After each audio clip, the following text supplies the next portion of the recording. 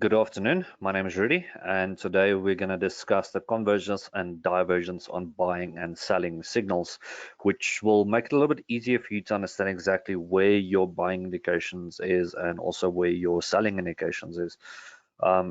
So we've got a chart up here, which is SSW Sibanye Stillwater, which had a really good jump for yesterday. And also there is two reasons basically for it, or a few reasons for it, that the share did jump.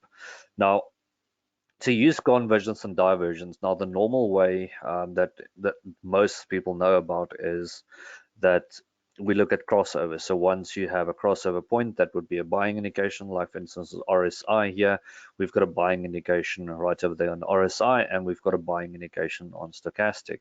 But there are other factors in play why the share actually had a positive movement, and you can test that on any other share as well.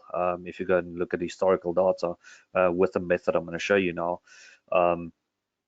that the share will most likely always go in a positive direction. Sometimes it might happen and will go in a positive direction. The next day it might go down, but it all depends on what the trend, obviously the overall trend is on a share. Now, how convergence and divergence work is, now, as I said, we know about the crossovers, but I use the line tool for this. So you go to your tool, so select tool, top left hand corner, and select the line tool. Now, first of all, to pull in a line is very simple. What you do is you click on your first spot, and then you go and click on your second spot. So you'll see that it will draw two dots from basically where you clicked. So it's two clicks, one click to place it, second click to leave it there. So don't click once and then drag it, or try to hold it in to click. It's two clicks, so one click to place, second click to leave it. Okay, so that you just know how to place your lines. Now, first of all, the reason that the share basically went up is between these two indications is, first, we had a buying indication over here, so we can see that that was a buying indication. Now, you would say that, okay, that looks like a good buying indication spot, I can buy there.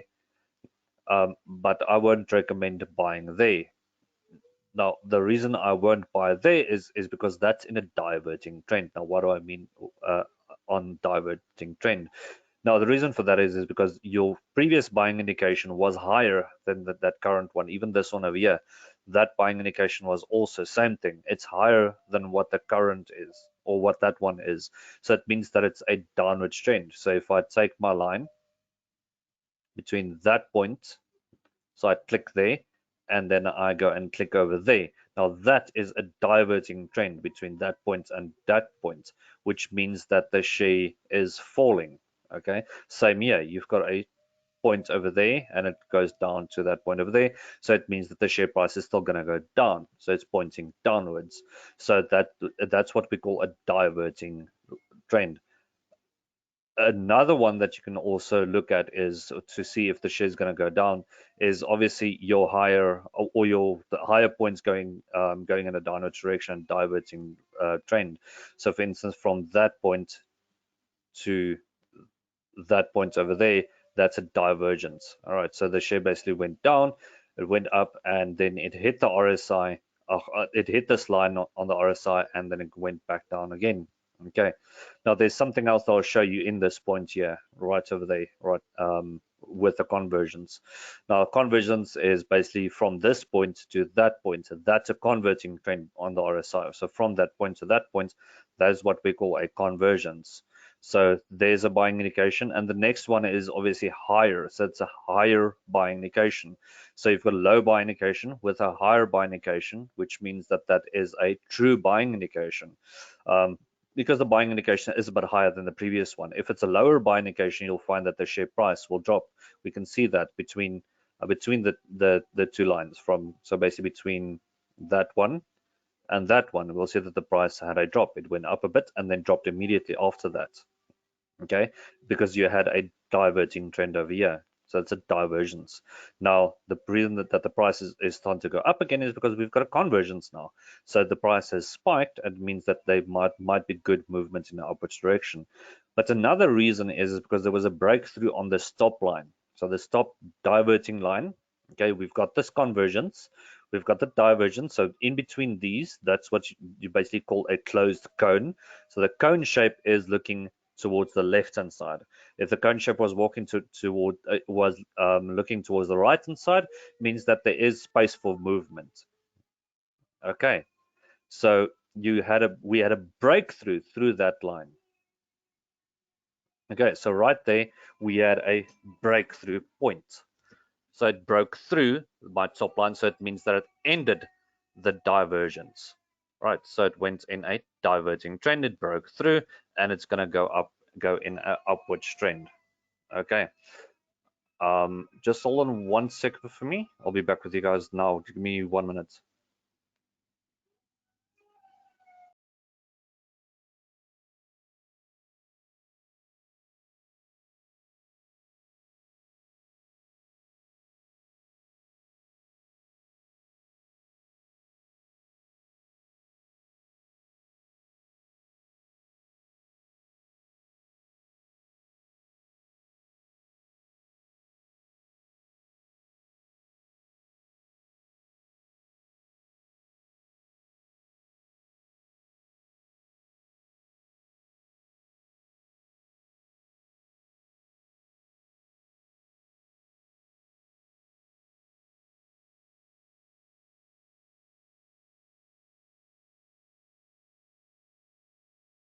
Sorry about that.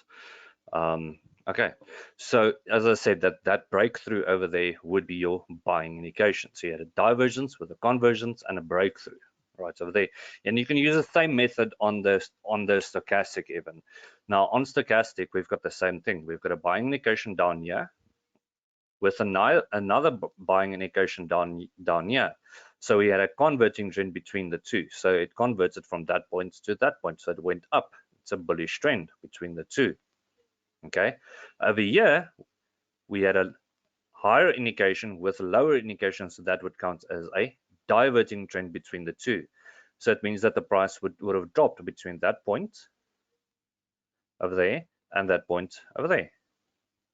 Okay, so that would not be your correct buying indication. You would buy on the second one, which is a bit higher. Okay, so always try to keep in mind that we still want to buy below below 20 or just below 30 even, because the default RSI and default stochastic is actually 30/70 and not 20/80. Okay, but we still want you to buy as low as possible. So this would have been the perfect spot to buy into Sibanye-Stillwater. Okay, because it's still below 30 over here. So that's still below 30. Let me just use the horizontal line for this, just makes it a bit easier. So horizontal line, if we place one here, so that's a 30 point, and over here, we'll see that there's our 30 points. So it was still the correct time to buy the share on that spot. Okay, so if you want to edit the RSI and stochastic, all you need to do is left-hand side. On your left-hand side, there's a little gear. You can click on that and change it to 70/30 if you want. Okay, it's just an example. That's default RSI. Okay, so there's your 30, there's your 70. So that was still in the correct spot to buy. Okay, so you can still buy below the oversold area. At the top, that's your overbought area. Okay, so there was still that converging trend below the 30, and you had this divergence going down, and that would have been your breakthrough for the price to spike. Okay, usually on a breakthrough like that, you will have a spike in the price. It means that the share price will start moving rapidly. Okay, and we can more or less see the same thing over here. Okay, but these points will be touched like that. So there's a divergence between that point and that point. Okay, we also had a divergence between that point. We did a semi breakthrough here, but obviously that breakthrough won't count because why? There's a divergence between the two lines. Okay, it's diverging, it's going down. So I'm not going to buy there. I'll wait for the second one to go higher and then also have a breakthrough. And that's exactly what happened. It broke through the stop line. And it's also giving us the breakthrough over there. So you've got two breakthroughs with two crossovers, and you've got converging lines. So it means that that would be a really good indication to buy Sibanye-Stillwater. Okay, and you can test that with historical data as well. If you go back here, We had a buying indication over here with a higher buying indication here, which was a converting line. Okay, so it converted. The price did go up from there, but it took a while for it to go up. Okay, but it eventually it did go up. And overall, if I take this line and I move this line, you'll see that that's the overall converting line. So basically the share grew all the way up until this point over here, where it broke through my converting line. So this moving average on the RSI kept on moving up and down, but above this line, okay, above this converting line. So, or what you could have done is you could have used this point as your lower point, and that's the higher point to buy on. And that's even a higher point to buy on. So you had converging trends there as well.